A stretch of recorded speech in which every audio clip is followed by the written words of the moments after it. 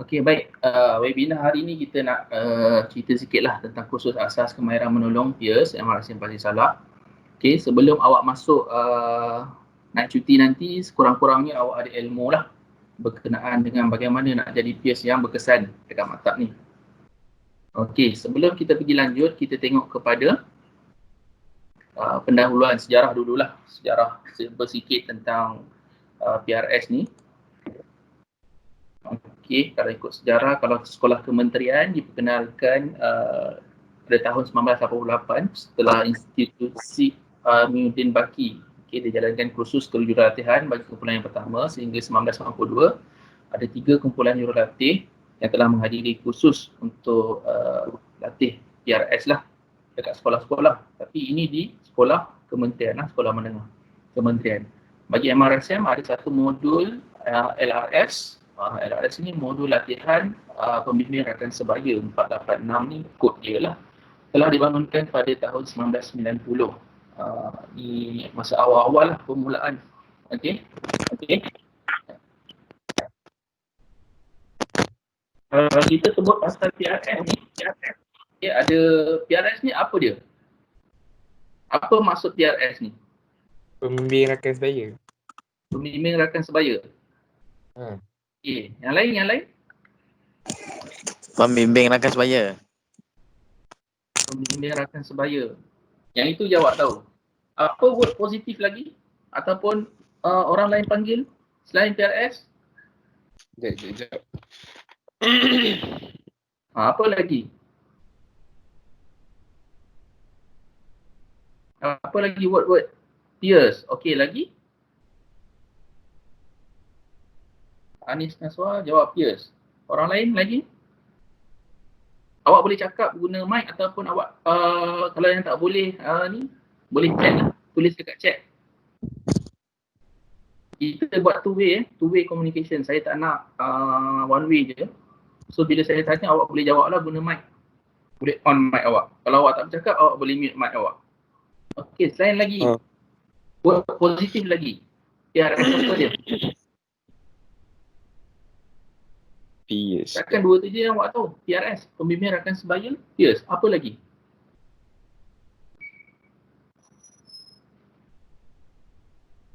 Apa lagi word-word lain selain daripada peers, pembimbing rakan sebaya? Apa lagi?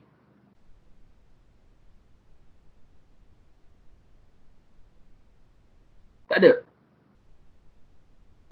Macam apa Macam apa? Membantu? Tak ada cikgu. Okey. Word positif untuk PRS banyak orang kata. Pembimbing rakan sebaya, pembimbing sebaya, kaunselor sebaya, pembimbing pelajar, facilitator sebaya, pembantu rakan, pembantu pelajar, penolong pelajar, pembimbing rakan, peers counselor, lain-lain lah word yang positif yang orang panggil dalam PRS ni. Tapi kita tak nak ada word-word yang negatif. Agak-agak apa word yang negatif? Agak-agak apa word yang negatif PRS ni? Pemburuk rakan sebaya. Pemburuk rakan sebaya. Perosak rakan sebaya. pengaruh rakan sebaya. Pengaruh rakan sebaya. Okay, apa lagi? Apa lagi? Pengaruh rakan sebaya. Apa lagi? Apa word-word negatif yang biasa awak dengar kawan-kawan awak panggil PRS ni? Kalau benda buruk lah kan, benda yang negatif. Pengaruh buruk. Okey, apa lagi? Pengkhianat rakan sebaya. Pengkhianat rakan sebaya. Ya betul. Kan? Kawan duk cerita dengan kita, duk share dengan kita, kita pula pergi sebarkan kat orang lain kan. Pengkhianat lah tu. Pengkhianat rakan sebaya kan. Apa lagi? Apa lagi word-word yang negatif? Ada lagi tak yang awak dengar? Yang biasa awak dengar kawan-kawan awak panggil PRS ni? Kira lah kat sekolah lama ke, kat maktab ni ke? Selalu dengar pengaruh. Selalu dengar apa? Yang pengaruh rakan sebaya lah selalu dengar. Selalu dengar pengaruh rakan sebaya. Pengaruh rakan sebaya ni boleh jadi sama ada positif ataupun negatif. Kan? Kalau situasi yang positif, kita nampak baiklah pengaruh rakan sebaya tu. Kalau situasi yang negatif, itu yang bunyi dia pun negatif kan? Okey, betul lah tu. Ni kalau negatifnya kan, Power Ranger sekolah.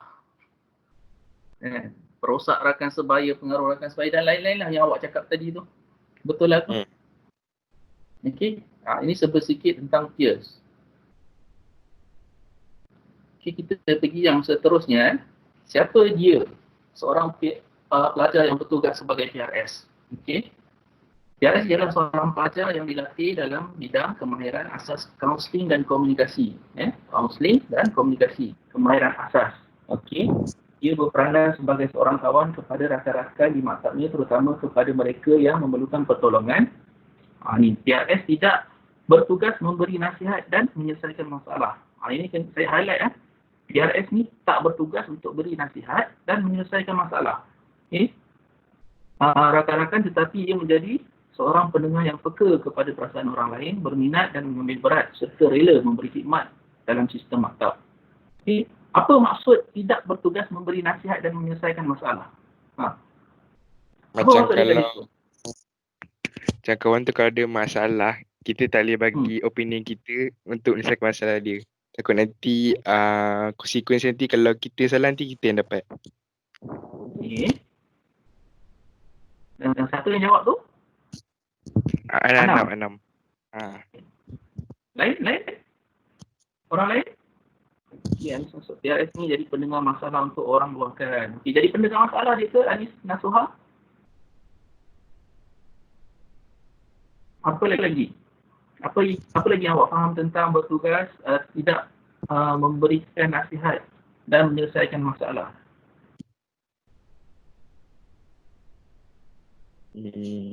Apa tadi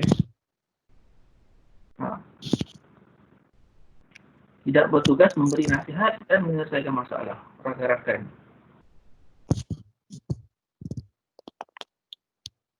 Maksud dia mudah kan? Mudah kawan ada masalah. Mungkin masalah dia kekangan kewangan. Kan? Awak tak semestinya tolong selesaikan masalah kewangan dia tu dengan bagi pinjam duit awak. Kan? Betul. Kita memanglah peers, kita ada empati yang tinggi terhadap masalah rakan-rakan, tapi kita tak selesaikan masalah tu dengan apa ni lah, kan?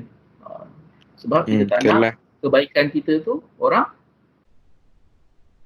salah guna lah, kan?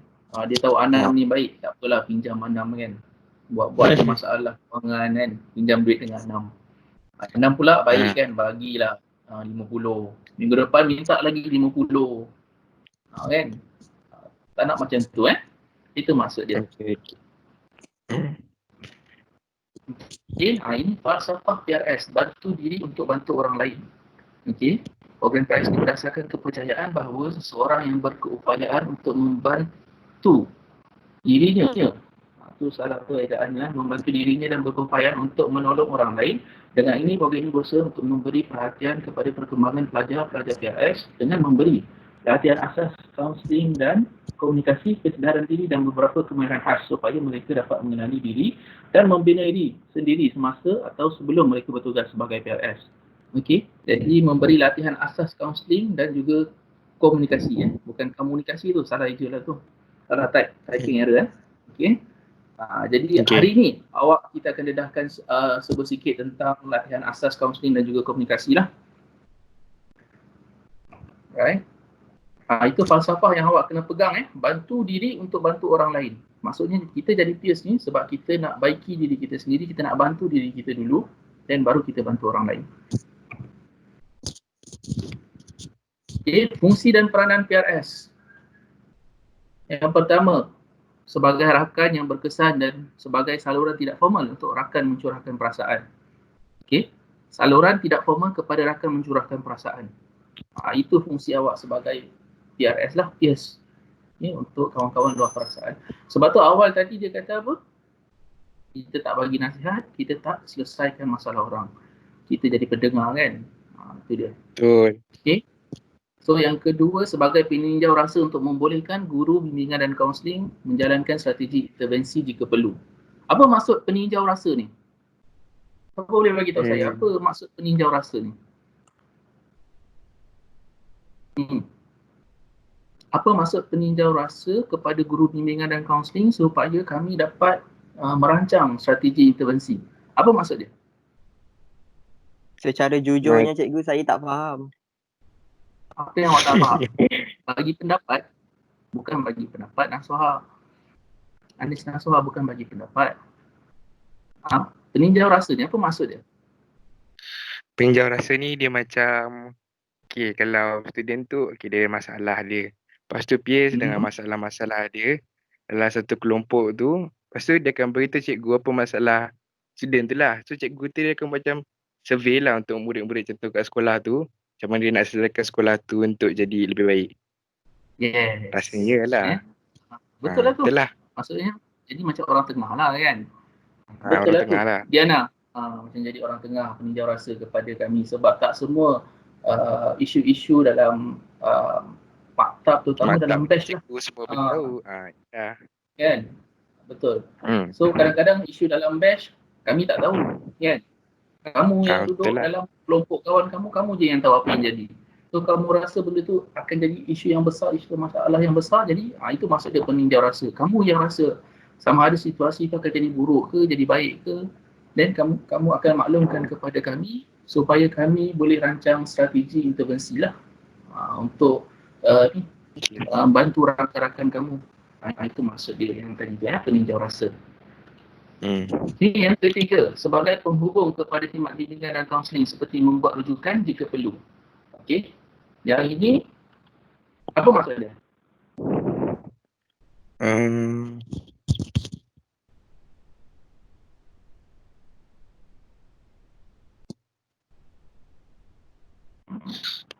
Okey. Buat rujukan tu maksud dia, kamu sebagai peers, kamu pun sebenarnya kena buat bimbingan. Kamu nanti bila jadi peers, kamu kena buat bimbingan kepada rakan-rakan. So maksudnya kalau kamu jadi tempat lah kepada rakan-rakan. Tapi kalau kamu tak dapat nak membantu menyelesaikan, bukan menyelesaikan, kamu tak mampu nak comfort kawan kamu tu, tak tahu macam mana nak bantu dah. Itu yang kamu jadi kena rujuk kawan kamu tu kepada kami lah. Kan? Contoh macam isu yang besar lah, contoh. Kamu tahu kawan kamu tu ada tendensi macam keluar tangan sendiri. Kan? Dia stres, dia keluar tangan dia. Jadi dia share dengan awak, dia tunjuk kan. Ni. Jadi kamu rasa benda tu bahaya. Jadi kamu buat rujukan lah kepada kami, itu maksud dia. Okay? Boleh faham je lah? Okay. Boleh faham.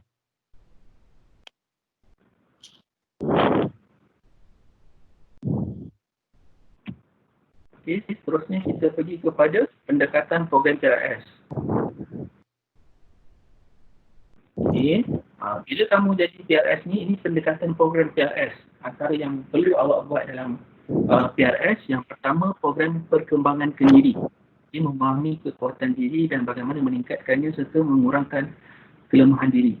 Okay. Maksudnya, kena rancanglah program-program perkembangan kendiri ni. Yang kedua, mencegah. Lebih peka kepada diri dan perasaan orang lain, berupaya melihat sesuatu dengan rasional dan objektif. Dan yang ketiga, memulih, melatih pelajar berisiko menjadi pelajar yang lebih bertanggungjawab. Okay. Tiga, kamu kena pegang pada tiga ni. Okay. Untuk pendekatan program PRS ni, kamu kena pegang pada tiga konsep ni. Itu perkembangan sendiri, mencegah, memulih. Okay. Sebab tu dalam peers kita tak buat benda yang pelik. Contoh apa pelik? Awak dalam peers tapi awak nak buat program, awak saja dekat kami awak nak buat program kebudayaan, malam kebudayaan, nyanyi-nyanyi apa semua kan. Tak ngam lah. Tak ngam lah kan. Boleh buat iyalah. tapi awak kena pastikan konsep dia tu kena ada tiga benda ni. Kena ada perkembangan kendiri, kena ada mencegah, kena ada memulih. Kami pun akan sokong kamu punya program semua tu kalau ada tiga konsep asas ni. Ada perkembangan kendiri, ada unsur-unsur mencegah, ada unsur-unsur memulih, kita akan buat. Okay. Jelas. So ini pendekatan program PRS. Seterusnya kita pergi pada aspek pertolongan. Okay, secara tidak formal, apa yang patut awak buat? Okay, sebagai PRS, Yang tidak formal, awak menjadi rakan yang peka lah kepada rakan-rakan lain, mendengar dengan empati dan memberi respon yang menggalak. Okay, saya akan ajar nanti lah. Okay, cuma saya nak tahu, mendengar dengan empati, apa maksud dia? Siapa boleh bagi tahu saya, mendengar dengan empati ni apa maksud dia? Mendengar dengan empati. Mendengar dengan empati. Empati itu maksud dia apa? Apa maksud empati? Siapa boleh bagi tahu saya? Empati tu dia macam sifat untuk kita memahami seorang tu.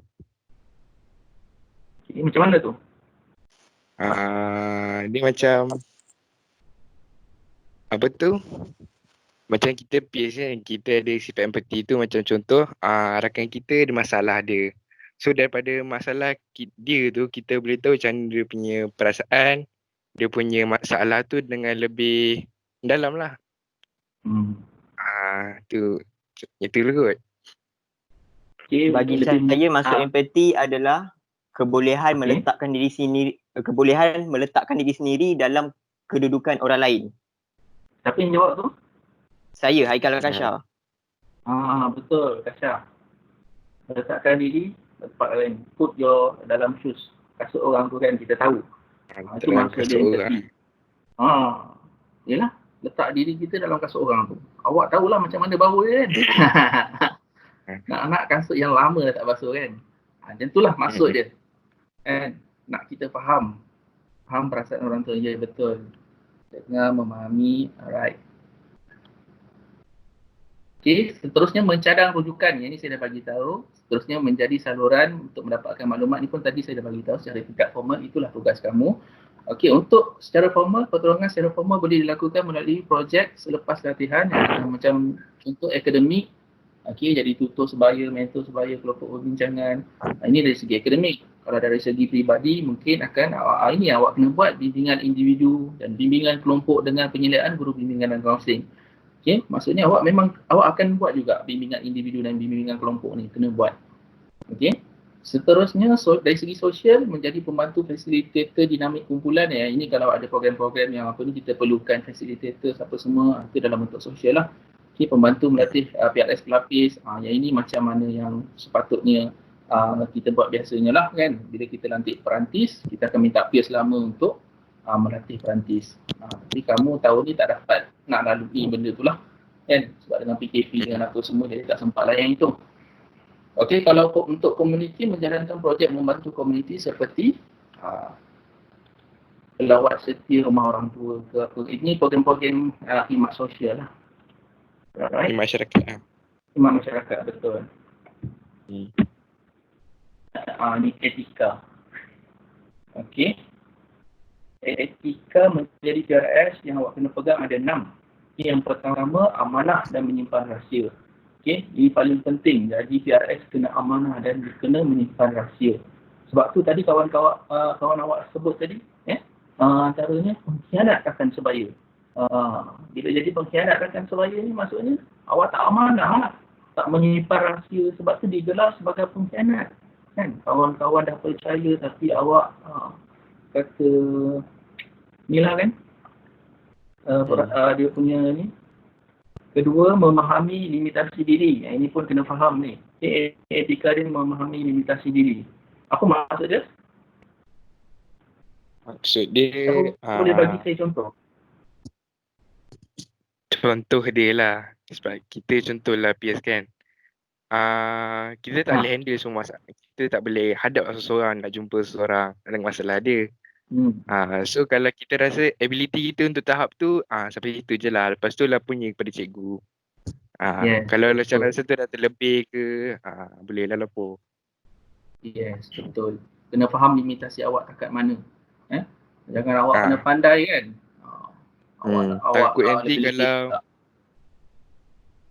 yelah. Nanti kalau kita ambil langkah sendiri, kemungkinan salah sebab tak bincang dengan cikgu kan. So nanti kena kita balik lah. Betul. Ada banyak benda-benda, contoh-contohnya isu-isu sensitif lah. Ada banyak sebenarnya isu-isu sensitif kan kat dalam maktab ni kan. Apa Banyak antaranya? Boleh share tak? isu sensitif Sekejap. Ha. Aduh, apa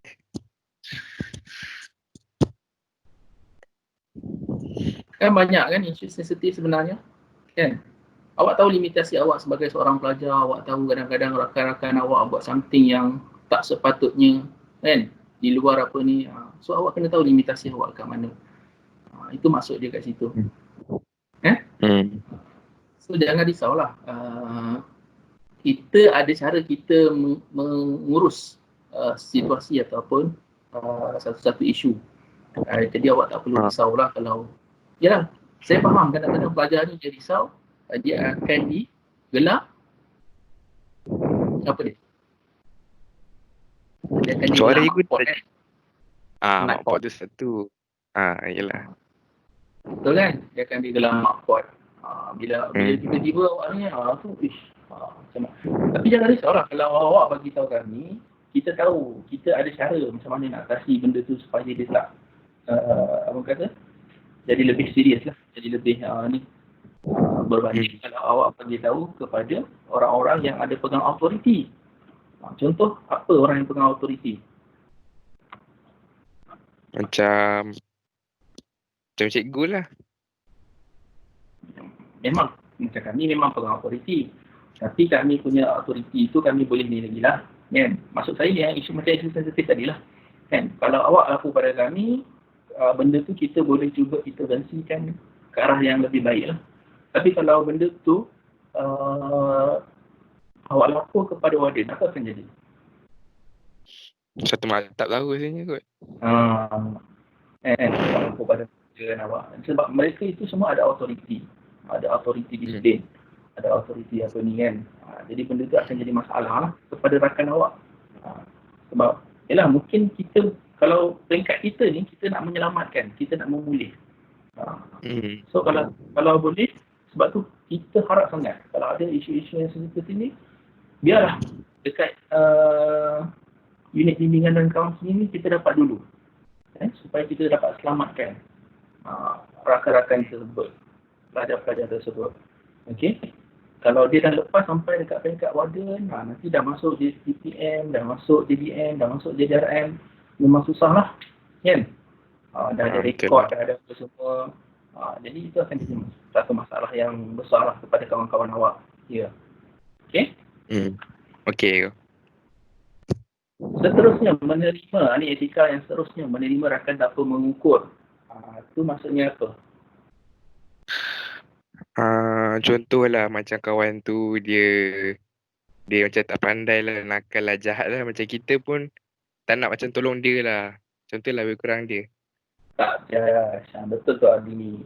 Bukan tak tolong, maksud kita tak jas. Pilih kasih. Pilih kasih macam tu lah. Pilih kasih kan. Lebih kurang lah, boleh lah. Kan? Tapi yang pertama, terima kawan tanpa syarat. Betul tu Anis Nasraq. Itu ayat dia. Maksudnya tanpa syarat. Kan? Dia tu busuk ke, dia tu apa? Datang daripada keluarga yang kata masalah ke apa ke kan. Kita tak nak Pierce ni ada ni yang kata kalau ayat-ayat budak lower form ni yang form 1 dia dipanggil palau. Kita tak nak Pierce ni jadi tokek palau-palau orang. Okey. Maksudnya Pierce ni kena neutral. Kena jadi orang yang neutral. Kena kawan dengan semua orang. Nak kata orang tengah pun boleh jugalah kan. Tapi maksudnya tu neutral lah. Awak berkawan dengan semua orang. Maksudnya tak adalah orang kata letak syarat berkawan dengan siapa-siapa kan. Contoh macam kawan awak dah kena JDM, JDRM, awak pun tak nak kawan dengan dia. Sebab takut terjebak sekali ke apa ke. Tak boleh ada macam tu lah. Okay?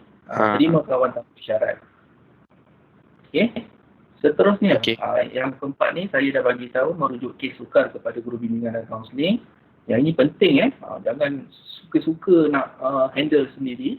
Okay. Melapor, yang seterusnya melapor kes merosak diri dan orang lain kepada yang ni pun sama lah. Merosak diri ni yang saya bagi tahu tadi lah. Kan? Macam nak telak tangan, kan?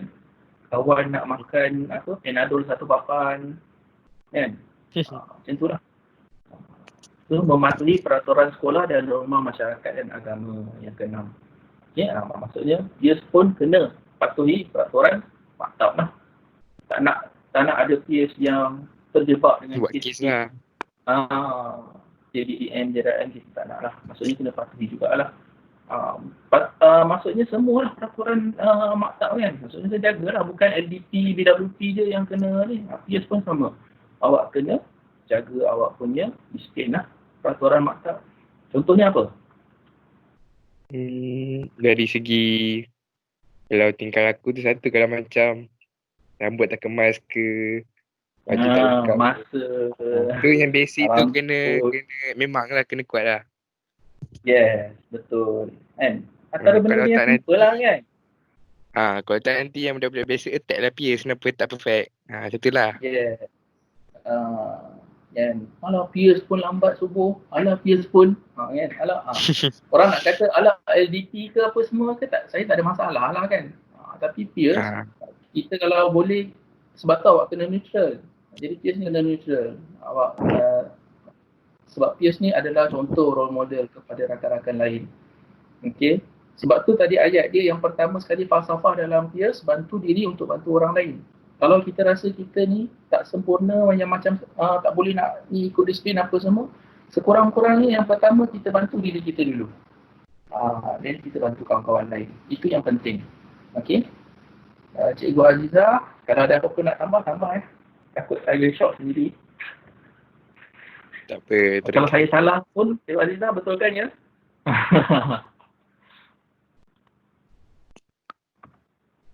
Okey, kita pergi yang seterusnya.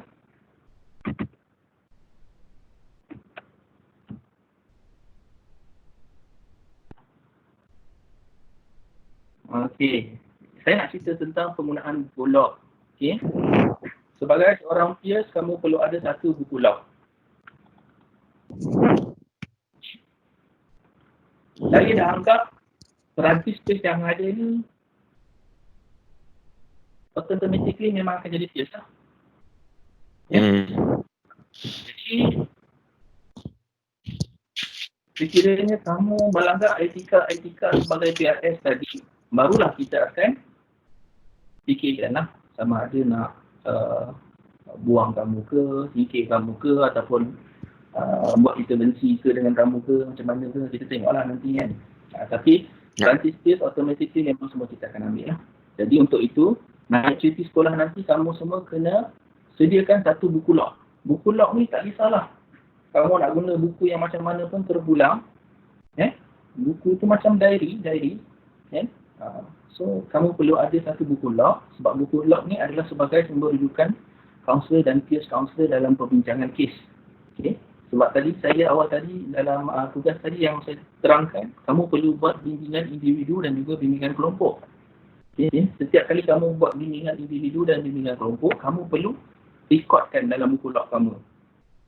Sekurang-kurangnya bila kamu record tu, sekiranya ada kes-kes yang kamu tak boleh nak handle, kamu nak bincang dengan kami macam mana nak selesaikan kes-kes tersebut, itulah tujuan dia buku log tersebut. Okay. Yang kedua, sebagai buku ataupun sebagai nota rujukan dengan kemahiran dan teknik yang telah dipelajari. Okay.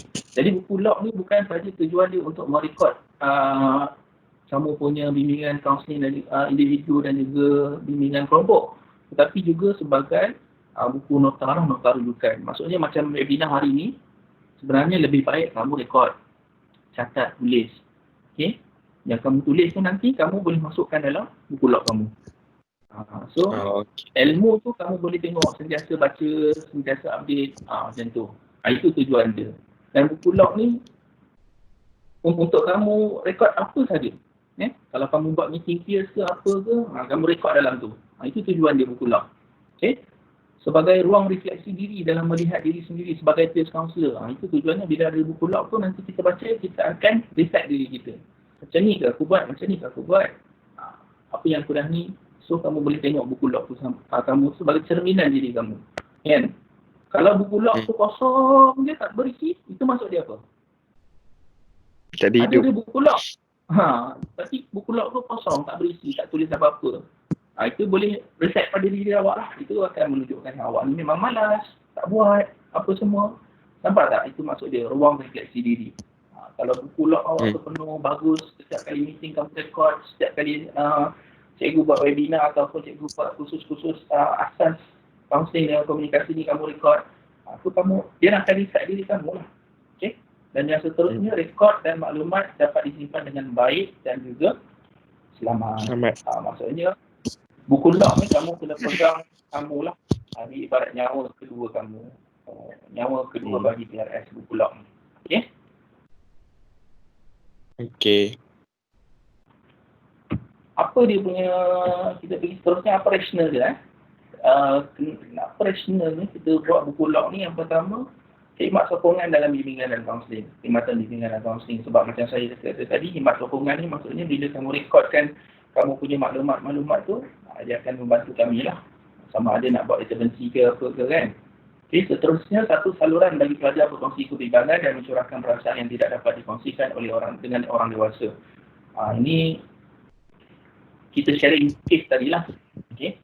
Seterusnya mempengaruhi rakan secara positif. Okay, bila kawan-kawan kamu tengok, oh virus, baguslah, teliti, ada buku log, ada apa semua, dan orang lain akan ikutlah. Yang keempat, membantu pelajar membina perlakuan yang lebih diterima melalui contoh teladan, yang ni ibaratnya role model lah kepada orang lain. Okay, yang kelima, mempengaruhi orang dewasa kekurangan dan kepada remaja dan mempengaruhi rakan sebaya memainkan peranan penting dalam hidup mereka. Okey, sebab bukan semua benda, yelah macam kami ni ibarat macam orang dewasa lah. Kamu ni remaja kan, tak semua benda boleh share bersama. Jadi buku log tu akan jadi macam orang tengah lah nak ceritakan ni kan. Okey, boleh dapat? Boleh. Jelas cikgu. Boleh tu. So far ada nak tanya apa-apa ke? So far semua lepas, okey? nanti kalau lepas kita contohlah lepas perantis PhD semua balik maktab, bila kira orang start bertugas untuk yang jadi betul lah PS ni? Macam biasalah, kita akan ada, biasanya kita akan buat sekali dengan BWP. Maksudnya kamu ada akan assessment lagi lah? Dia tak ada assessment, cuma kamu akan bertugas secara unofficial. Officialnya adalah masa pelantikan nanti. Sebab pelantikan nanti kita akan buat sekali lah dengan BWP apa semua. Kita akan ikut mereka. Sebab dia sini bawah Badan Kepimpinan Pelajar, jadi kita akan ikut. So cuma kita tak nak lambat. Kita tak nak orang kata kalau nak tunggu apa buat pilihan raya apa semua baru nak ni kan, tak nak. Kita tak nak lambat. Kita kena proaktif. Jadi naik je unofficial, kamu PS lah secara unofficial. Sehinggalah dibubarkan BWP dengan BKP semua dah bubar. Dan ada pelantikan, itu baru official. Okey? Okey. Boleh saya teruskan? Boleh Gu. Boleh Gu. Alright. Jadi yang seterusnya sebelum kita pergi lanjut, kita nak kena faham dulu sistem dalam PIRS. Okey. Kita faham dulu sistem organisasi Badan Kepimpinan Pelajar PRS. Kita kenal dulu, kita kena faham dulu sistem dalam PRS. Okey, dalam PRS kita ada 2 orang penasihat, saya dan juga Cikgu Azizah. Okey. Dibantu oleh 4 ahli majlis tertinggi. Okay. Kita ada presiden, vice president, sekretari dan treasurer. So 4 lah majlis tertinggi. Presiden, vice president, SU, bendahari. 4 ni. Okay. Dan dibantu oleh 6 biro. Jadi kita ada 6 biro dalam PRS. Kita ada biro yang pertama, Biro Psikososial Biro. Okay. Psikososial Biro ni dia akan menguruskan program-program sosial. Saya ingat yang ini saya dah pernah cerita dengan awak dulu kan? Pernah sekali. Pernah sekali kot. So dia Ni recap lah. Okay. Psychosocial Bureau, program-program berkenaan dengan sosial. Okay, Psychoteens Bureau, program-program yang berkenaan dengan keremajaan, teenagers. Okay. Psychotech Bureau ni dia uruskan media sosial PRS. Media sosial PRS yang setakat ni saya tahu yang ada Instagram sajalah. Yang lain-lain tu saya tak pasti ada ke tak ada, sebab yang ni memang PRS yang uruskan. Dia okey, seterusnya Psychotech Bureau ni dia akan bantu biro lain dalam menyediakan bahan promosi dan juga hal-hal teknikal lah. Ini untuk Psychotech Bureau. Okey. Ataupun nama mudahnya macam biro promosi lah kan. Dia uruskan semua yang berkaitan dengan promosi teknikal dan dia uruskan media sosial PRS. Okey, Psychometric Bureau yang akan menguruskan kajian-kajian atau analisis yang bersesuaian dengan peranan PRS. Contohnya macam kamu buat kajian lah. Kenapa? Kajian ni boleh jadi kajian yang simple lah. Kajian ni macam kamu buat kajian apa? Dalam kamu punya SEM, projek SEM. Tapi ini kajian sosial. Kajian sosial dan analisis sosial yang mudah lah, yang mudah, yang simple. Contoh apa? Kajian kenapa pelajar tak suka flush lepas berak. Kan? Itu boleh jadi inilah. Sebab dia benda yang apa ni kan? Kenapa? Itu buat kajian. Itu contohlah. Okey, seterusnya Psycho Education Bureau. Program-program yang melibatkan pendidikan lah. Ini lebih kurang macam biro akademik lah. Okey. Seterusnya Psychotitude Bureau. Ini program-program perubahan sikap. Sebab tu penting tadi biro psikometrik. So biro psikometrik dia boleh buat kajian apa benda mungkin sikap yang perlu kita buat perubahan dalam matap ni. Jadi Psychotitude punya biro dia akan buat program lah ataupun kempen daripada analisis tadi tu. Dia akan buat kempen ataupun program perubahan sikap. Okay. So ada 6 sahaja biro yang ada. Kita tak adalah biro makanan ke, biro kebudayaan ke, biro sukan ke. Sebab itu tak kena mengena dengan apa? Yes. Yang 3 prinsip tadi. Dengan 3 prinsip tadi ya. Apa prinsip tadi? 3 prinsip tadi apa dia? Apa tadi? Apa tadi? Ada. Apa 3 prinsip yang awal tadi? Siapa boleh bagi tahu saya? Apa 3 prinsip yang awal tadi? Mencegah. Okey, mencegah. Lagi? Perkembangan diri. Perkembangan diri. Satu lagi? Memulih. Boleh, betul. Okay. 3 konsep asas ini kamu kena pegang. Perkembangan diri, mencegah, memulih. Ini 3 benda, prinsip dalam PIAS punya aktiviti. Tak ada masalah kalau kamu nak buat program sukan ke, program kebudayaan ke, tadi paklah dalam mana-mana bawah biro 6 tadi. Tapi kena ada 3 prinsip asas ini. Saya tak nak, sebab tu kita tak nak letak nama biro tu, biro kebudayaan, biro makanan, sebab dia langsung tidak menggambarkan PIAS itu apa function dia. Okay. So semua dah clear dekat bahagian organisasi. Kalau dah clear bahagian organisasi, kita boleh masuk kepada part kemahiran ataupun teknikal adalah asas dia. Sebelum kita ni kemahiran, kita nak buat aktiviti ringkas, kita nak kenali kekuatan dan kelemahan diri. Okey. Memandangkan kita ada okey, boleh. Jadi semua orang semua orang yang ada, kalau 16 tolak 2 ada 14 orang, ada 14 orang dalam ni. Okey. 14 orang dalam ni kena respon, semua kena respon. Kena bagi tahu apa kelebihan dia, apa kelemahan diri dia. Okey, siapa nak mula dulu? Awak boleh cakap guna mic ataupun awak boleh chat lah. Mana yang tak boleh guna mic? Saya rasa nak cepat guna mic lah. Tapi kalau mana yang ada masalah, boleh letak dekat chat. Okey, ada 14 orang.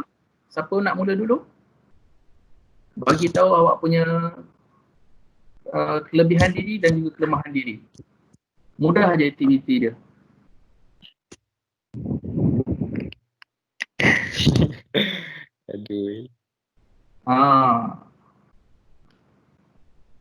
Kan jadi peers kan kena, yang pertama saya ni kita kena kenal diri kita dulu. Bantu diri, bantu orang lain. Jadi dengan mudahnya awal dulu kita nak kena tahu, awak nak kena pasti dulu. Yang pertama kelebihan diri awak, kelemahan diri awak, apa dia? Kena share. Semua orang kena share, 14 orang ni semua kena share. Siapa nak mula dulu? Yang tak boleh type dekat situ. Boleh chat dekat situ, tulis dekat chat. Awak punya kelebihan, awak punya kelemahan, satu je. Tak payah banyak-banyak. Okey, cepat siapa-siapa?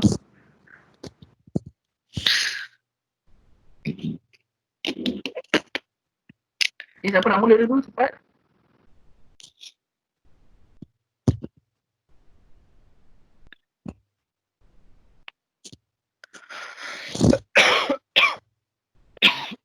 Saya, cikgu.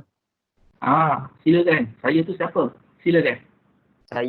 Nama saya Haikal Akasha bin Asrul Effendi. Okey. Dan di sini saya akan memberitahu kekuatan saya. Kekuatan diri saya, bagi saya ni orang yang suka observe.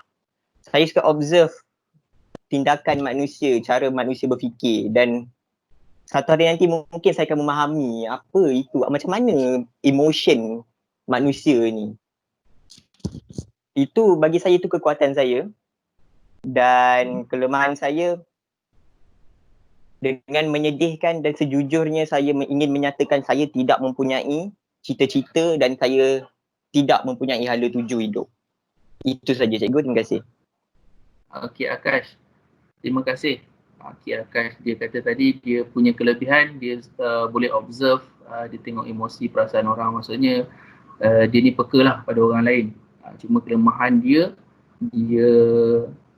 tak ada hala tuju hidup lah, maksudnya dia tak tahu apa nak jadi selepas ni. Tak apa, don't worry. Itu tujuan jadi peers, bantu diri sebelum bantu orang lain. Dan harapnya dalam tempoh awak jadi peers ni, nanti awak akan dapat kenal diri awak lebih lanjut lagi untuk awak dapat jadi, tahu kejayaan apa awak nak jadi nanti. Okay, thank you Akash. Seterusnya Alif ada share dia punya kelebihan, suka dengan masalah. Kelemahan dia susah mencari idea untuk selesaikan masalah. Okay, suka dengan masalah tapi susah nak cari idea untuk selesaikan masalah kan. Ni boleh jadi stres nanti lama-lama ni, kan? Okay, tapi tak apa, itu tujuan dia pun. Kita akan bantu diri dan bantu orang lain. Falsafah fierce. Okay, next. Dua orang dah share. Akash, Alif. Okay, seterusnya. Silakan. Next.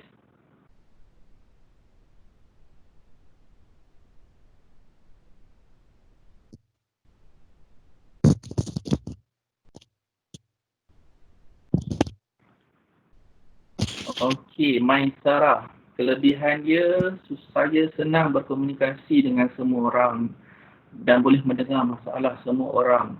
Okey, maksudnya dari segi komunikasi dengan orang lain semua dia okey. Cuma kelemahan dia, saya susah untuk jaga emosi. Maksud emosi tu, emosi siapa Maisara? Emosi awak ke emosi orang yang awak dengar masalah tu?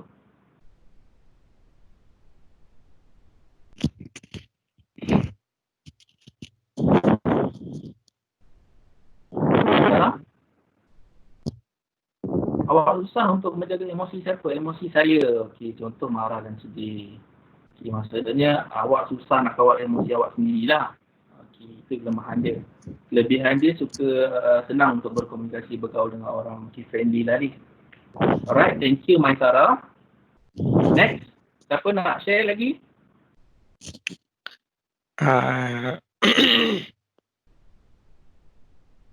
Okey, Diana, dia ada share.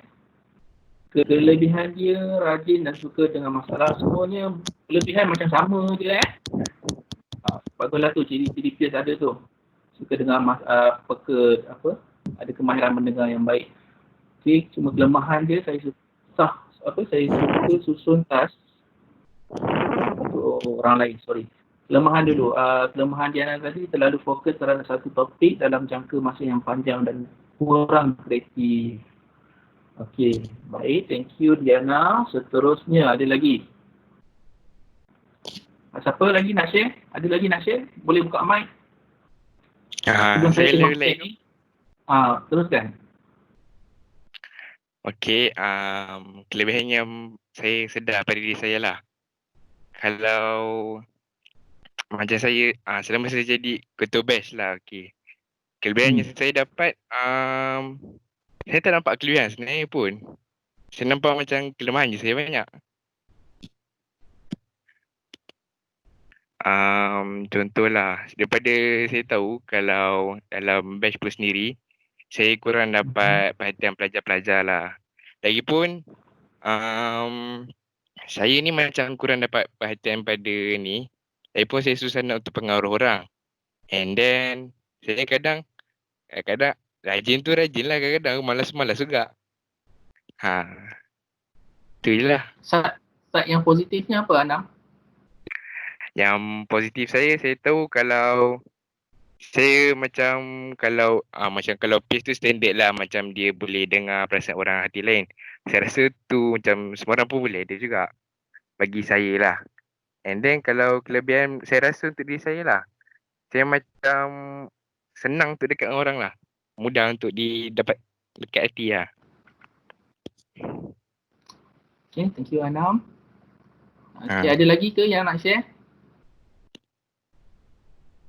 Ada lagi nak share sebelum saya tu kumpul ni yang chat-chat ni nanti saya baca. Saya nak dengar yang pakai mic ni. Ada lagi nak share pakai mic?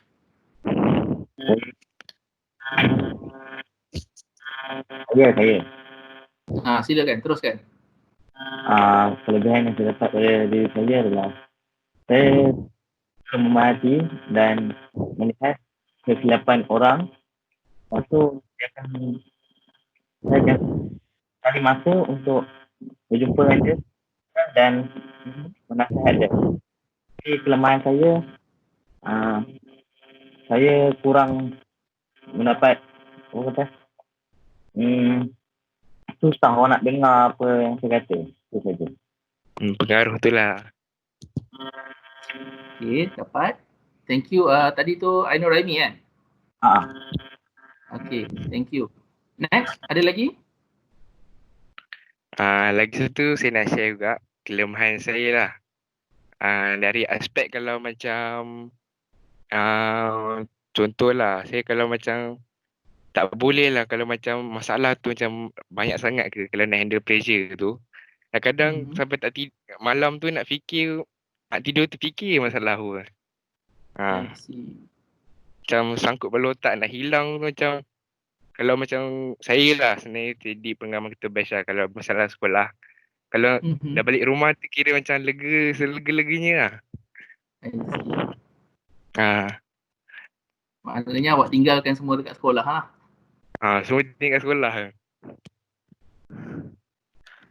Alright, thank you Anam. Ada lagi siapa-siapa nak share guna mic sebelum saya baca yang sharing daripada kawan-kawan awak dekat chat ni? Saya cikgu. Siapa tu saya tu? Nur Syafiqah Dania. Okay, silakan. Baru dengar suara perempuan. Sebab tak boleh nak chat. Kelebihan saya boleh menilai seseorang tu macam mana. Kelemahan saya susah nak buat keputusan. I see. Alright, thank you. Syafiqah yang tadi? Alright, thank you Syafiqah. Ada lagi?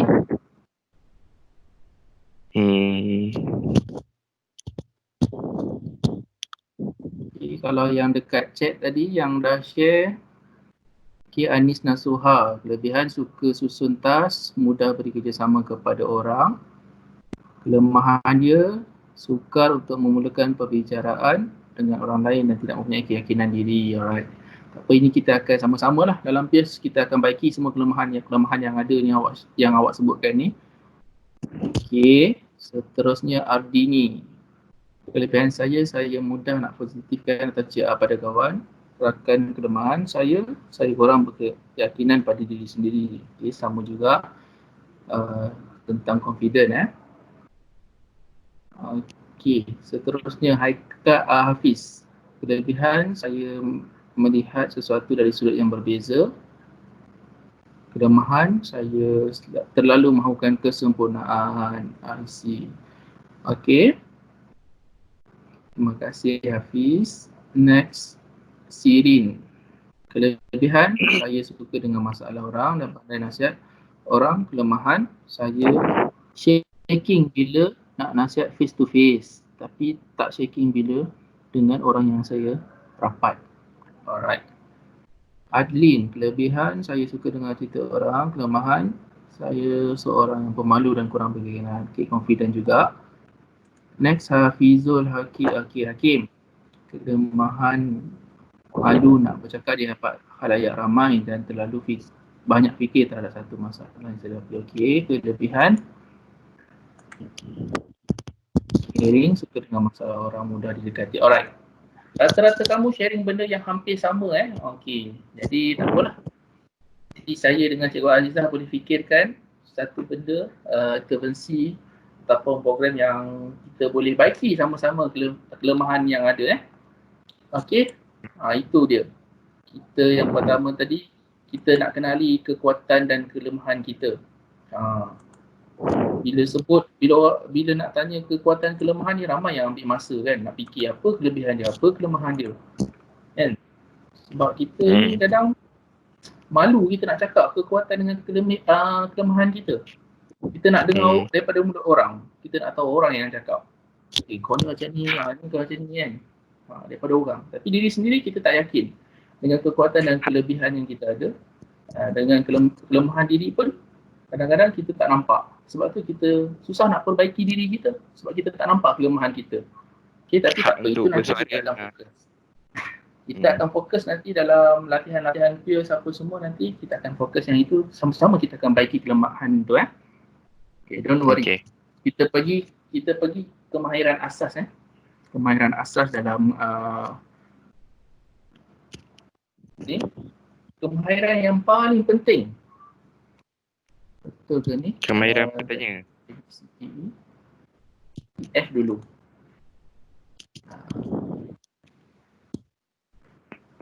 F dulu. Kemahiran berkomunikasi ni. Okay? Penting. Kemahiran berkomunikasi, nak komunikasi dengan baik, kita kena ada dua benda ni. Okay? Kita kena selalu buat ni, latihan mengulang dan parafrasa. Okay? Untuk jadi peers ni, yang pertama tadi disebut tadi, kita kena peka dan jadi pendengar yang baik kan? Betul? Betul. Okay. Jadi kita tengok kat sini, kita kena selalu praktis. Kadang-kadang saya pun ni juga, kita belajar lah, ni belajar. Okay? Ini contoh kita yang pertama ni contoh, saya akan buat contoh. Yang kedua dengan yang ketiga ni, saya nak kamu lah. Yang apa ni saya bagi contoh dulu. Ni latihan mengulang dan buat parafrasa. Okay, contoh kalau kawan kita share dengan kita kan, dia bagi tahu, saya ni tak puas hati sebab tak dilantik sebagai Presiden BWP. Aku ni tak puas hati tak dapat jawatan BWP contoh ayat dia kan. Okay. Kalau awak nak mengulang apa yang kamu cakap tu dalam proses komunikasi tu, ni contoh ni. Oh, kau tak puas hati sebab kau tak dilantik jadi Presiden BWP. Okay, mudah kan? Dia cuma ulang balik ayat orang tu tadi. Itu maksud dia mengulang. Ini kemahiran komunikasi lah ni.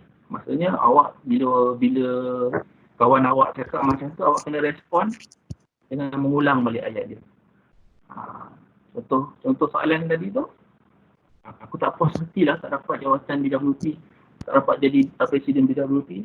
So awak ulang balik ayat dia. Oh, kau tak puas hati tak dapat jawatan Presiden BWP. Itu mengulang, mudah je kan? Okey, mudah. Kalau parafrasa, apa maksud parafrasa? Kalau parafrasa, maksud dia ayat dia. Oh, kau kecewa sebab tak dapat jawatan Presiden BWP. Nampak tak ada beza tak? Siapa boleh bagi tahu saya apa beza dia antara mengulang dengan buat parafrasa? Untuk soalan ayat nombor 1 ni, siapa boleh bagi tahu saya apa perbezaan dia yang awak nampak? Yang macam mengulang tadi, dia cakap dia tak puas hati. Kalau untuk parafrasa tu, dia cakap dia kecewa. Okey. Anis Nasrullah tanya, parafrasa tu apa cikgu? Okey, parafrasa tu dia sama macam mengulang. Tapi awak mengulang dengan ayat awak sendiri. Maksudnya awak tak gunakan ayat yang kawan awak guna tadi. Awak ulang dengan ayat awak sendiri tapi membawa maksud yang sama. Tadi dia bagi tahu kan, apa ayat dia tadi? Aku tak puas hati. Ayat dia. Aku tak puas hati tak dapat jawatan Presiden BWP. Kalau awak ulang, awak cakap benda yang sama lah. Ayat dia. Guna ayat dia. Oh, kau tak puas hati tak dapat jawatan Presiden BWP. Kan? Tapi kalau parafrasa ni, awak mengulang guna ayat awak sendiri. Oh, kau kecewa tak dapat jawatan Presiden BWP. So nampak tak ayat awak sendiri? Maksudnya dia ubah ayat yang tak puas hati tadi tu kepada apa? Kepada kecewa. Dia ubah ayat yang dia kata dia tak puas hati tu, dia terjemah kepada diri ayat dia sendiri kepada kecewa lah. Jadi untuk parafrasa tu maksudnya dia cakap, oh kau kecewa tak dapat jawatan Presiden BWP. Itu parafrasa. Mengulang dengan ayat sendiri. Tak guna ayat orang yang tadilah. Okey? Boleh dapat? Semua jelas? Jelas. Jelas Semua jelas Hmm. Okey, sekarang kita buat latihan sikit. Ayat nombor 2. Bosan sungguh maktabmu. Tak ada masa free langsung. Asyik kelas gemilang, prep je. Okey, siapa nak test untuk mengulang? Macam mana nak mengulang ayat tu?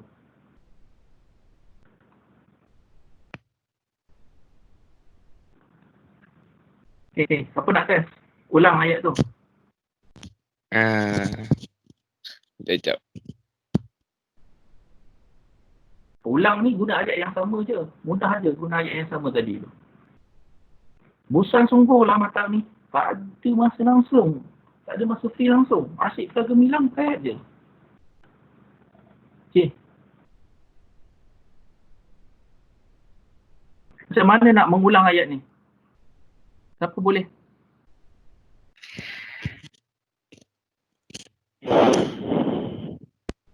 Mai Sarah ada, Mai Sarah. Mai. Oh, Mai. Mai ulang, Mai. Ayat tadi, Mai. Sama ada awak ni mikrofon, cakap kat mikrofon ataupun awak type kat chat. Cikgu, chat ni dia delay sikit cikgu. Sebab tu kalau mana yang ni saya rasa semua orang boleh guna mic. Cuma malu je. Kan? Itulah. Itulah nak kena. Sebab tengok kelemahan tadi semua kan. Segan apa awak nak segan. Kalau face to face pun awak segan. Ini kan di alam maya yang tak nampak ni.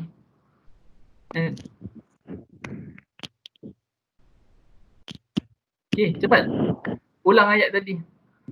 Saya seru Mai Sarah tak sampai-sampai ni. Cepat. Siapa-siapa? Saya go. Okay, silakan.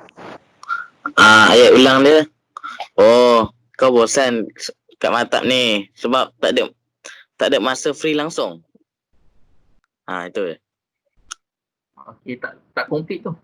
Okey, sekali lagi kau. Kau bosan sungguh kau bosan kat Matap ni sebab tak ada masa free langsung. Asyik gemilang dengan prep je. Okey, betul.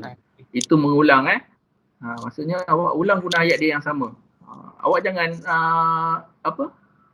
ringkaskan. Sebab yang pertama tadi awak tak sebut pasal kelas gemilang, prep tu awak tak sebut. Jadi dia tak menggambarkan mengulang. Awak kena ulang penuh ayat dia. Okey. Yang jawab tadi siapa? Raimi tu. Raimi Okay, good. Ainul Raimi, bagus. Ini contoh dia lah ayat lebih kurang tadi kan. Kau bosan dengan mata ni, tak ada free langsung kerana ada kelas gemilang dengan prep je kan. Itu mengulang lah. Right? So kalau guna ayat sendiri untuk parafrasa, siapa boleh?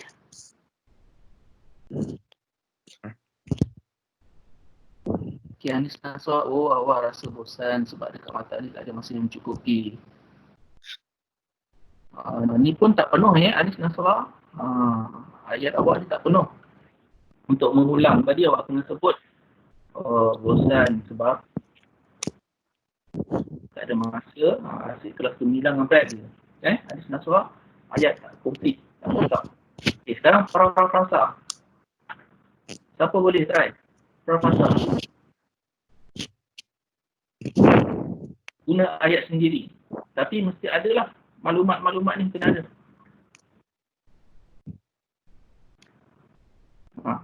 Siapa boleh cuba?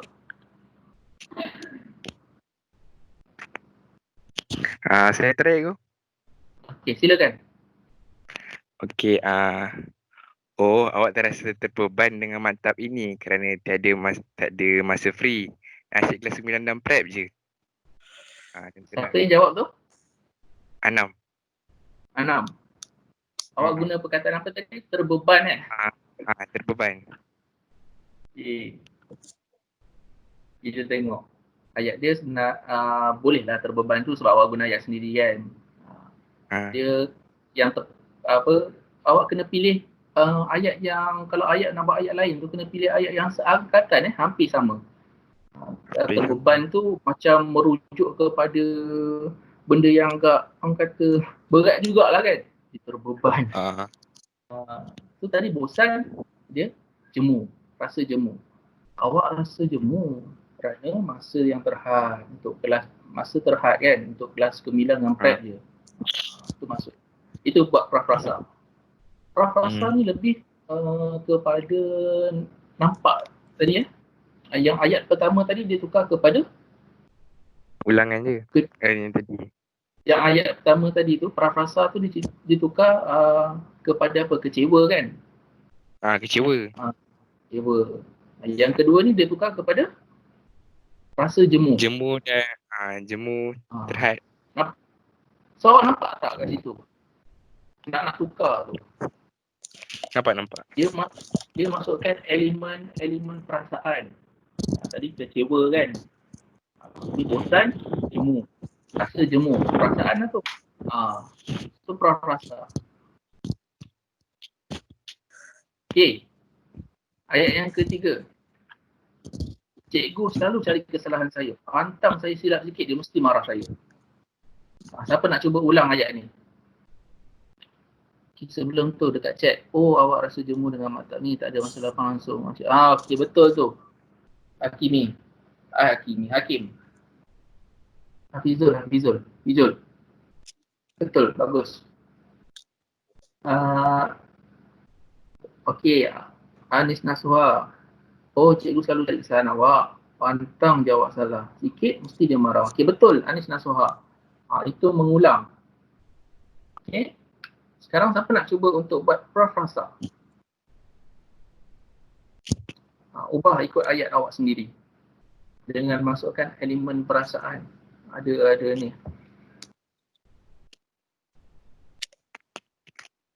Siapa nak cuba buat pra-prasa ayat tadi? Cikgu selalu cari kesalahan saya. Pantang saya silap sikit, dia mesti marah saya. Untuk mengulang tadi, Anis dah jawab. Siapa nak cuba untuk buat pra-prasa ayat ni? Awak ulang tapi guna ayat awak.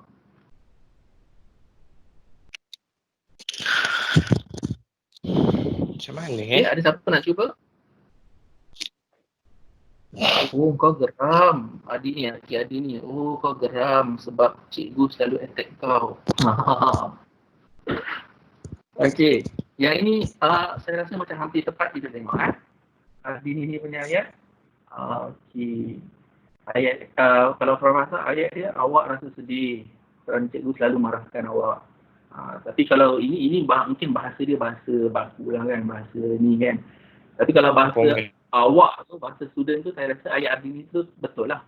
Kau geram sebab selalu kena attack dengan cikgu kan. Ayat awak lah kan, ayat budak-budak kan, ayat remaja kan. Itulah ayat dia. Betul lah tu. Okey, awak rasa geram sebab okey, betul. Sekarang awak dah dapat beza dah macam mana nak mengulang, macam mana nak buat pra-prasa. Betul? Betul. Ini penting dalam komunikasi.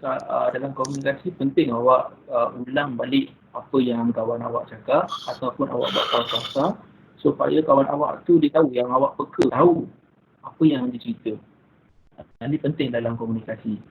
Barulah dia tahu awak sekarang tengah kata betul-betul dengar apa masalah dia kan. Itu penting awak kena tahu macam mana nak mengulang, macam mana buat fasal. Okey, baik. Kita pergi kepada kemahiran yang seterusnya. Okey. Kemahiran bertanya untuk soalan. Kemahiran bertanya. Kemahiran bertanya ni sama ada soalan terbuka ataupun soalan tertutup. Apa maksud dia? Soalan terbuka akan menggalakkan klien ataupun rakan awak untuk mengeksplorasi diri mereka dan masalah yang sering dihadapi ketika itu. Melalui soalan terbuka, PRS juga akan menunjukkan kesanggupan untuk membantu klien dalam proses eksplorasi itu. Okay. Soalan terbuka ni dia lebih nak explore nak dapatkan jawapan yang lebih. Okay.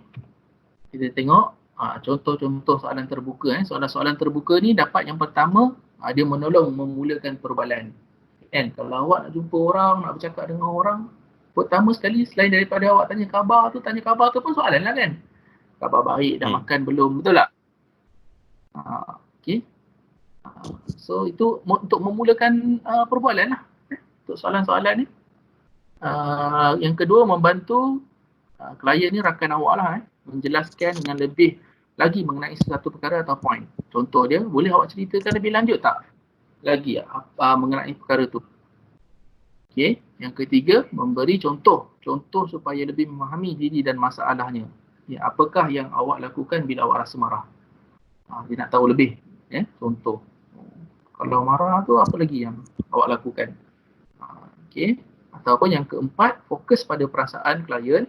Bagaimana anda rasa mengenai guru yang baru tu? Kau rasa apa? Apa pendapat kau pasal cikgu baru kan? Itu lebih kepada fokus pada perasaan. Okey. Soalan tertutup. Okay.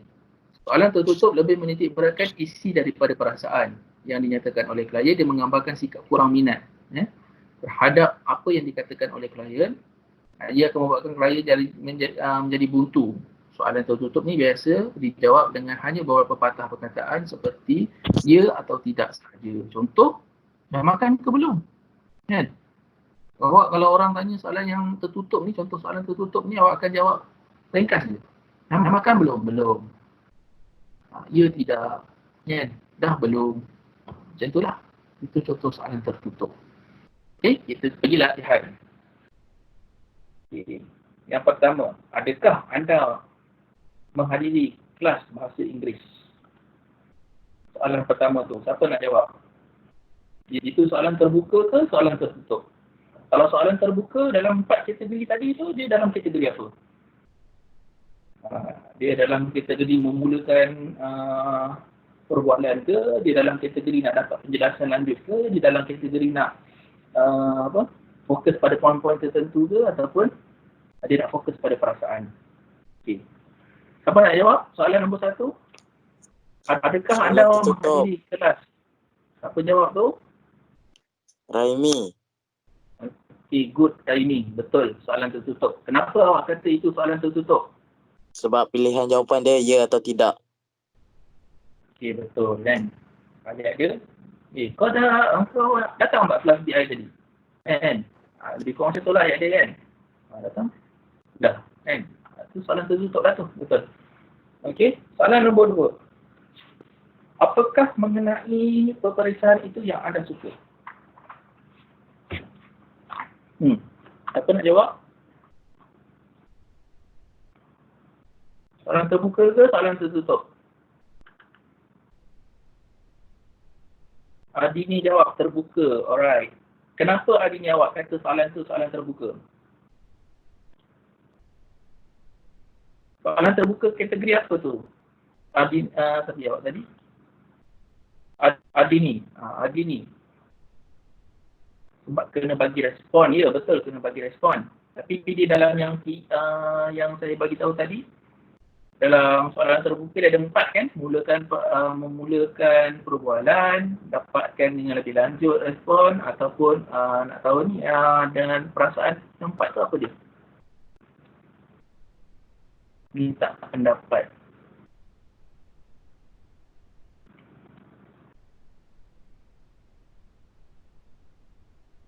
Dia bukan minta pendapat ni. Dia tanya mengenai peperiksaan yang anda suka. Dia lanjut respon kita. Alright, soalan nombor 3 tadi, Anis jawab soalan terbuka. Mengapa anda lakukan cara itu? Betul ke?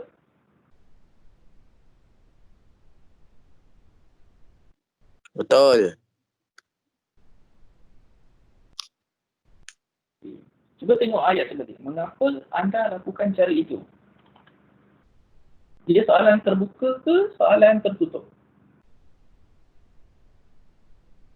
Anis jawab membantu klien menjelaskan dengan lebih lagi. Okey, menjelaskan lebih lagi ke? Mengapa anda lakukan cara itu?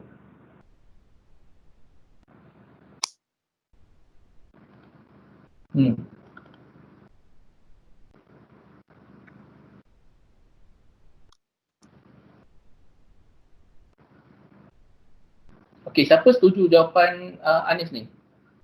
Anis Nasuha. Kena bagi sebab. Okey, siapa setuju dengan Anis? Anis Nasuha. Soalan nombor 3 tu, jawapan dia soalan terbuka. Sebab kena bagi sebab. Kena bagi reason. Siapa setuju cakap setuju? Tadi dekat chat tu jawab setuju. Siapa setuju dengan Anis? Setuju. Okay. Ada yang tak setuju tak? Siapa yang tak setuju? Siapa tak setuju? Setuju. Ada tak yang tak setuju? Ada tak yang tak setuju?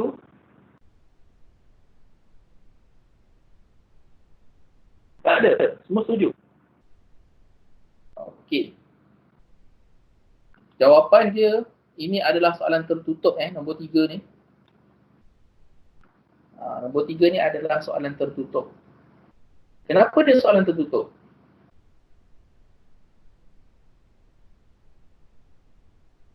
Okay, bila awak baca dia punya ayat tu awak kena letak perasaan. Okey.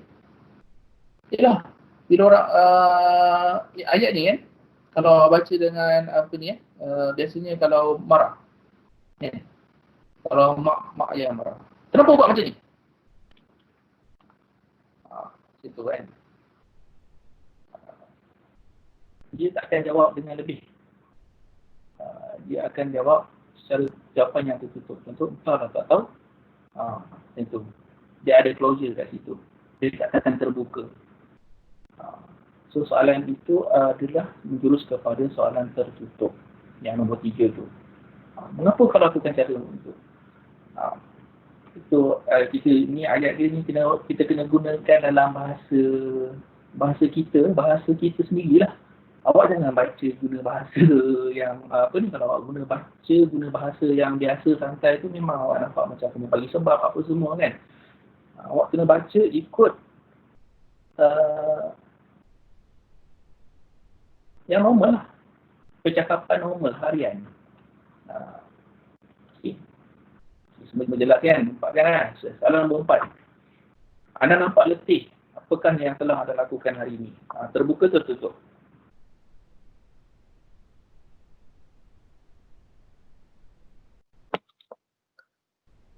Okay, soalan nombor 4. Terbuka. Kalau terbuka yang mana? Antara 4 tu? Memberi contoh-contoh supaya lebih memahami diri.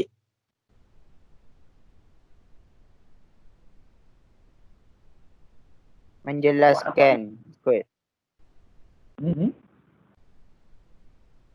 Menjelaskan. Saya pergi sikit dekat yang mana tadi. Dia ada 4 ni.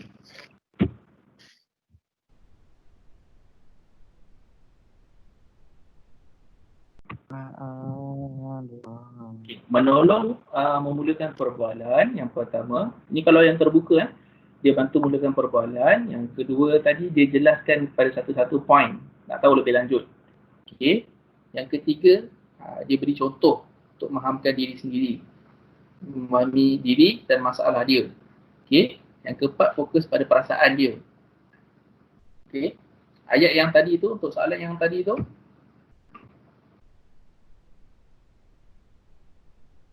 anda nampak letih. Apakah yang telah anda lakukan hari ini? Membantu saya menjelaskan dengan lebih lagi mengenai sesuatu perkara. Okey.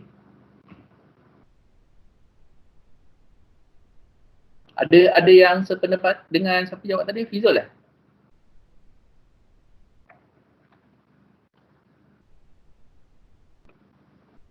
Fizul ke jawab tadi? Saya. Okey. Ada yang setuju dengan Fizul? Fizul? Ada yang setuju dengan Fizul?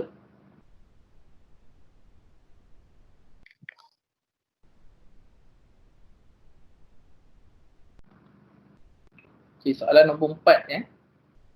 Anda nampak letih, apakah yang telah anda lakukan hari ini? Okey. Ini sebenarnya soalan terbuka untuk memulakan perbualan. Okey. Dia bukan nak dapat lebih lanjut. Lebih lanjut tadi kalau kita tengok, dia nak dapatkan poin-poin tertentu. Lebih lanjut tadi, mana menjelaskan satu dengan lebih satu perkara. Kita baca ayat contoh dia, boleh ceritakan dengan lebih lanjut tak mengenai perkara. Dia nak dapatkan dia akan tanya, boleh cerita lebih lanjut tak? Dia ada macam nak minta suruh jelaskan lagi ayat untuk contoh soalan ni. Tapi ayat tadi tu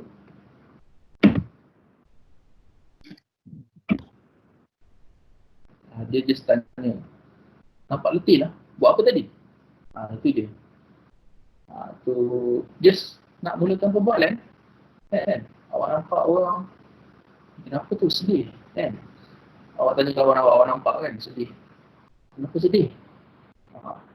Awak tanya kan, kenapa nampak sedih? Apa yang berlaku? Awak tanya. Itu nak memulakan perbualan lah. Okay? Soalan nombor 4. Soalan nombor 5. Apakah anda berasa malu kalau orang mentertawakan anda, awak? Terbuka ke tertutup? Tertutup. Tertutup. Soalan nombor 5. Adakah anda berasa malu kalau orang mentertawakan awak? Tertutup ego. Kenapa awak kata tertutup? Tertutup. Sebab pilihan jawapan yang dia tanya tu, adakah ya saya berasa malu ataupun tak, saya tak rasa malu. Yes, betul. Good. Okay, saya ingat awak mungkin lebih mudah nak kenal pasti soalan tu tertutup. Sebab dia simple kan, jawapan dia nak tahu ya atau tidak. Ni kan, berikan je jawapan dia, betul? Betul. Tapi kalau untuk soalan terbuka ni awak keliru sikit. Sama ada dia ni soalan nak mulakan perbualan ke, soalan nak tahu lebih lanjut ke, soalan nak fokus pada perasaan ke.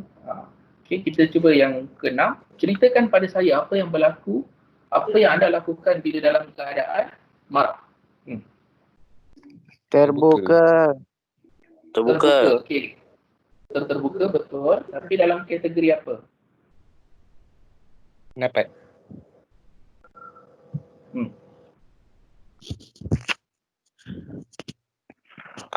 Memberi contoh-contoh. Tadi apa dia? Memberi contoh-contoh supaya lebih memahami diri dan masalahnya. Yes, betul. Okey. Soalan yang terakhir. Adakah anda membanding barang bila anda dalam keadaan marah? Soalan terbuka tertutup? Tertutup. Tertutup. Kenapa tertutup? Sebab soalan dia, adakah? Jawapan ni ya atau tidak je. Yes, betul. Okay. So ini antara contoh contoh kemahiran bertanya, untuk kita pasal macam mana kita nak mulakan soalan terbuka, soalan tertutup. So sebab tu kadang-kadang bila kita tanya kawan-kawan kita, kalau kita bagi soalan yang tertutup, memang kita tak akan dapat respon yang lebih daripada kawan kita. Kan? Kita memang kena gunakan soalan-soalan terbuka. Okey? Tapi soalan-soalan terbuka pun awak kena ada 4 kategori tadi. Awak kena kenal pasti soalan terbuka yang macam mana, soalan terbuka yang nak memulakan perbualan ke, soalan terbuka yang nak dapatkan maklumat lanjut ke, ataupun soalan terbuka yang nak fokus pada perasaan ke. Okey, kita pergi kepada kemahiran yang seterusnya. Kemahiran membezakan respon yang membantu dan yang tidak membantu. Okey. Untuk menjadi PRS ni, kita kena faham. Setiap kali memang kita kena beka, ini kemahiran komunikasi lah dalam asas apa ni kan.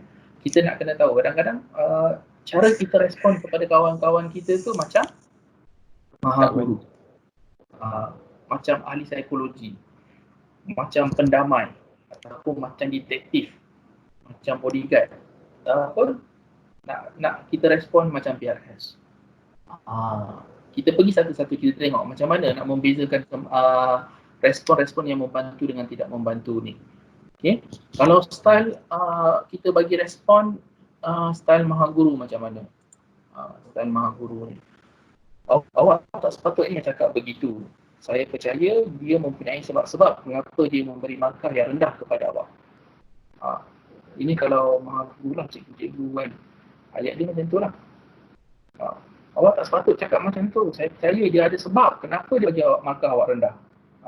Ni kalau style cakap macam ni, tujuan dia nak buat penilaian baik, buruk, betul, salah. Okey, nak menyatakan apa yang harus dibuat. Okay. Kesan kepada percakapan ni, dia menyatakan yang saya lebih tahu dari kamu boleh menyebabkan defensif. Dia ada defensif. Defensif ni dia hela bela diri lah. Fokus pada yang memberi respon.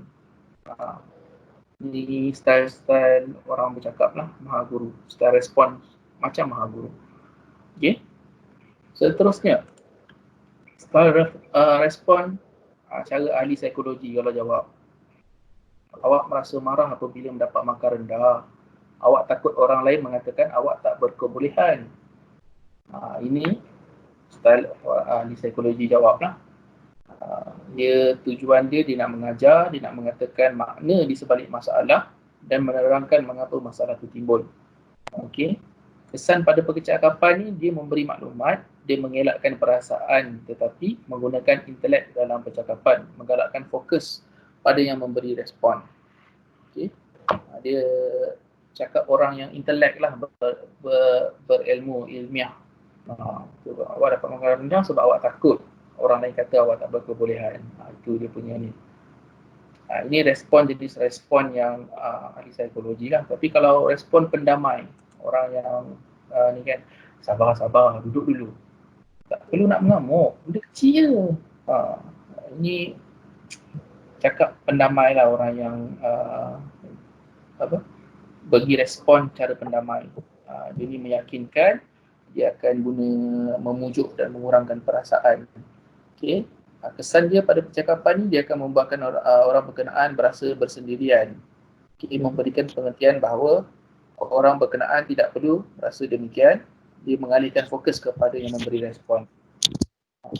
Dia nak tenangkan keadaan, itulah. Ini cara style pendamai. Okey, respons seterusnya cara detektif. Berapa markah dia bagi kat kau? Kan? Apa komen dia bagi? Selalu ke perkara ni jadi? Ni cara-cara macam polis lah, style polis. Dia respon dengan cara Soalan. nak tahu lah, soalan, nak tahu, desakkan kan. Jenis detektif. Okay. Kalau bodyguard ni, dia backup. Jangan risau. Biar aku je cakap dengan cikgu dia. Dia protektif lah. Dia nak ni. Kau relax, biar aku cakap. Macam itulah lebih kurang. Kalau bodyguard ni dia akan tujuan style cakapan dia tu dia akan ambil alih tanggungjawab tu. Dia ni kesan daripada percakapan nyatakan bahawa orang berkenaan tidak berkemampuan untuk menjaga diri sendiri. Orang akan rasa dia tu tak berkemampuan sebab tu dia cakap macam tu. Okey, ini antara respon-respon dia. Okey. Kalau PRS akan respon macam mana? Kalau PRS mungkin dia akan respon, awak merasa marah kerana Cikgu Ilyas telah memberi markah rendah kepada awak untuk satu-satu tugasan yang awak telah usahakan bersungguh-sungguh. Okay. Ada beza tak? Ada 6. Ada 6 respon dekat sini. Ada beza tak? Dari segi setiap satu respon tu. Dia isu yang sama, bagi markah rendah. Awak nampak kan perbezaan respon tu? Ada. Nampak tak? Nampak. Nampak? Awak rasa respon mana yang membantu?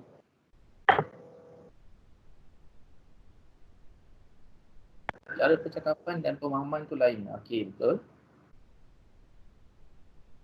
Cuma sekarang dalam banyak-banyak respon tadi, respon mana yang membantu? Yang PRS, detektif dengan guru rasa. Ahli psikologi tu boleh tak? Tapi kalau bodyguard tu dia macam Maha Guru tu okey tak? Maha Guru bagi saya. Maha Guru dan PRS. Okey. Bagi saya selain dari detektif dan bodyguard, maknanya yang lain tu membantulah. Anis.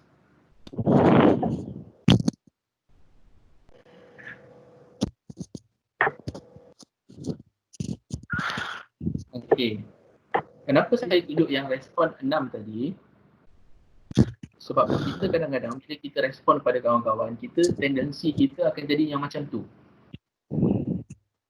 Kita kadang-kadang akan jadi protektif.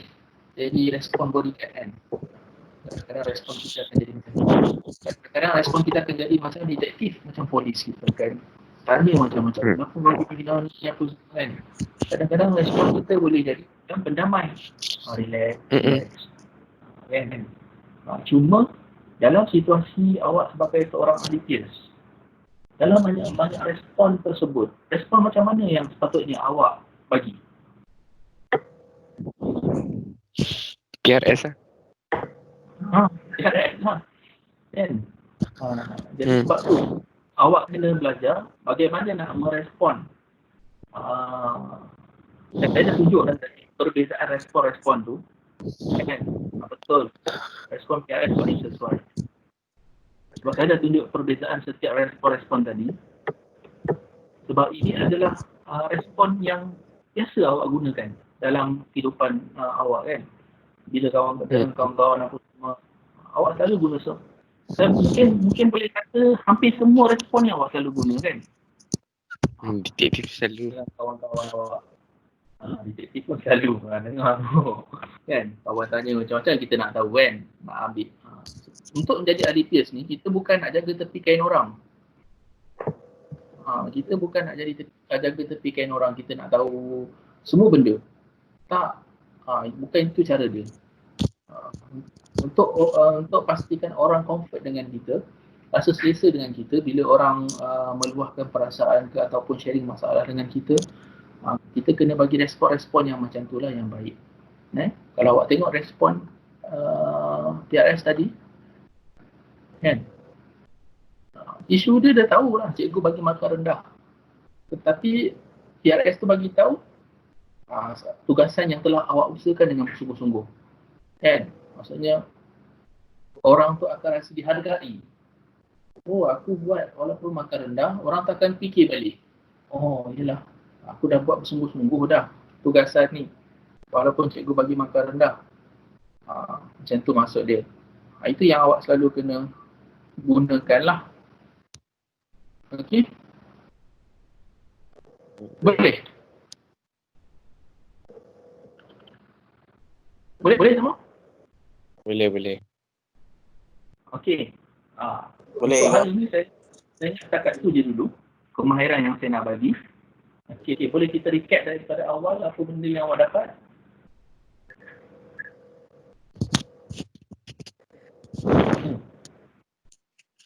Sebelum kita bersurat, kita recap dulu apa benda yang awak dapat hari ni, apa yang awak belajar.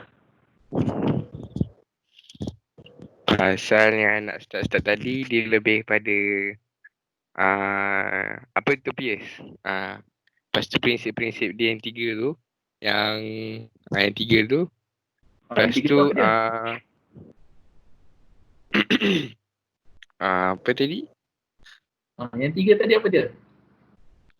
Perkembangan diri, Perkembangan diri. 1, 2, mencegah, Mencegah. memulih. Mulai. good. Okay, betul Anis. Pendahuluan awal dulu pendahuluan pasal bantu diri, bantu orang lain, betul. Okey. Okay, lagi? Lepas tu yang kilat untuk Fungsi PS peranan. ni. Fungsi peranan tu. Okay, lagi? PS ni dia tak ada hak untuk macam beri macam apa tu? Macam beri nasihat lah. Kita lebih pada mendengar je. Yes. Okay, lagi? Lagi belajar pasal Lagi yang lain? Belajar pasal kemahiran. Semua Fungsi anak peranan kemahiran PS. kemahiran berkomunikasi, falsafah dengan Okay. ulangan. Okay, good. Cuma boleh tak saya nak dengar yang lain? Yang selalu bagi respon tu, diam dulu.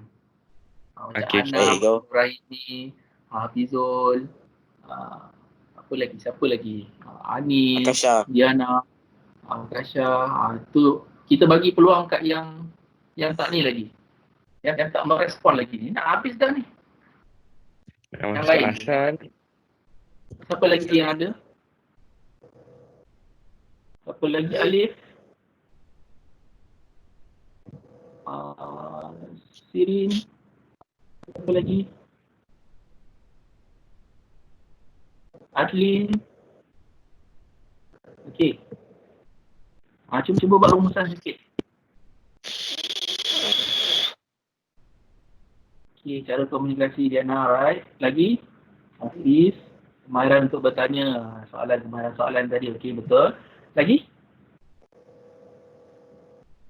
Yang lain, nama-nama lain yang tadi yang saya sebut tadi, buat rumusan sikit.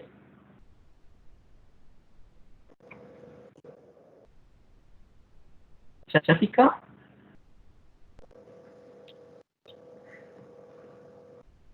Adlin?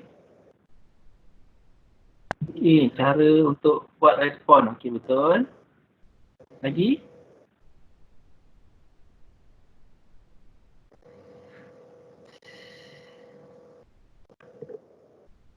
Yang lain. Cara untuk memberi komen yang membantu, cikgu. Cara, okey. Good. Siapa tu? Dania.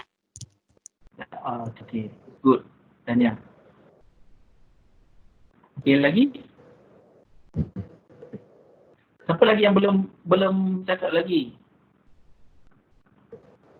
Sekurang-kurangnya biarlah participate kan dalam ni kan.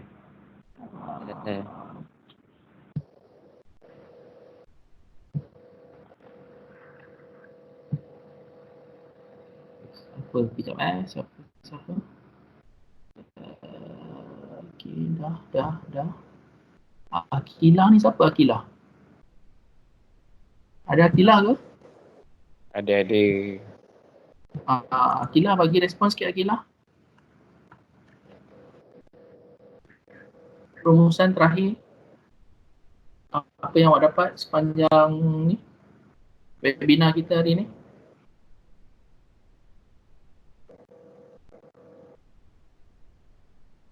Awak boleh type dekat chat ataupun awak boleh cakap terus kat mic.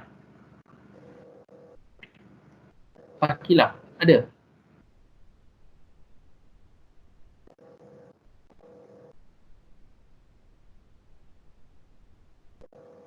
Okey, tak ada. Okey, Cikgu Azizah ada apa-apa nak cakap? Um,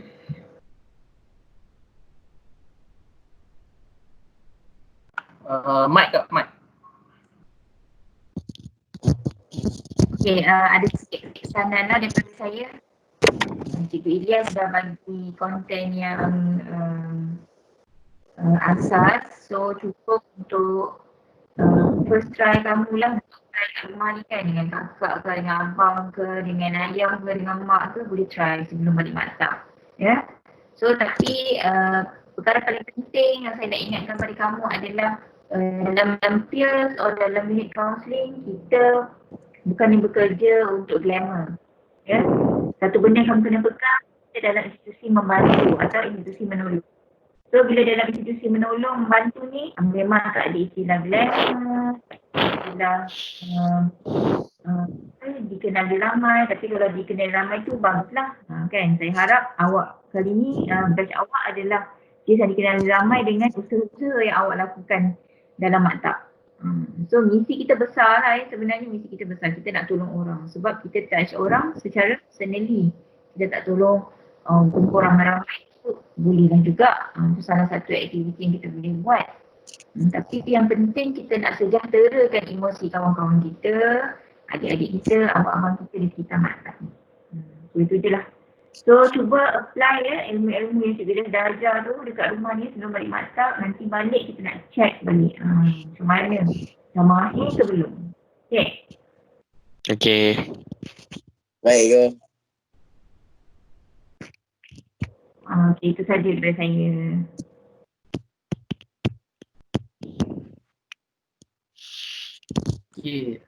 Okay, terima kasih Cikgu Azizah.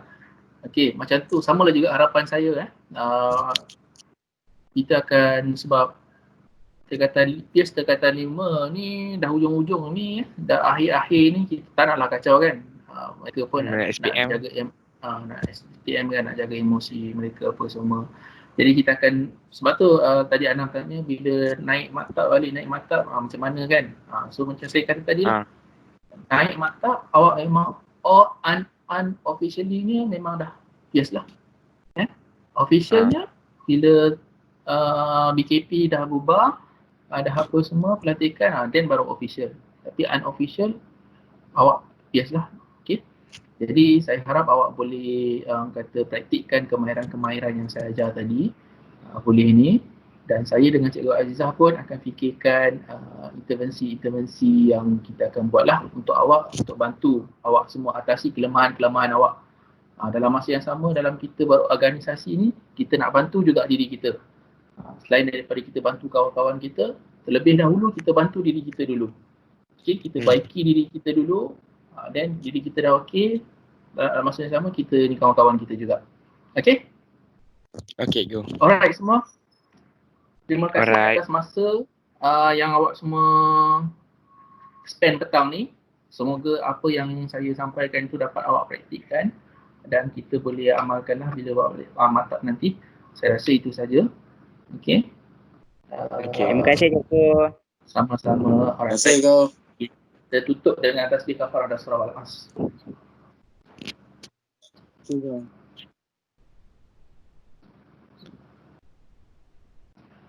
Okay, terima kasih semua. Okay, Assalamualaikum. Okay, Sama-sama bye. kau. Terima kasih Cikgu. Sama-sama. Okay, bye semua. Kita jumpa lagi 2 minggu. Okay, go.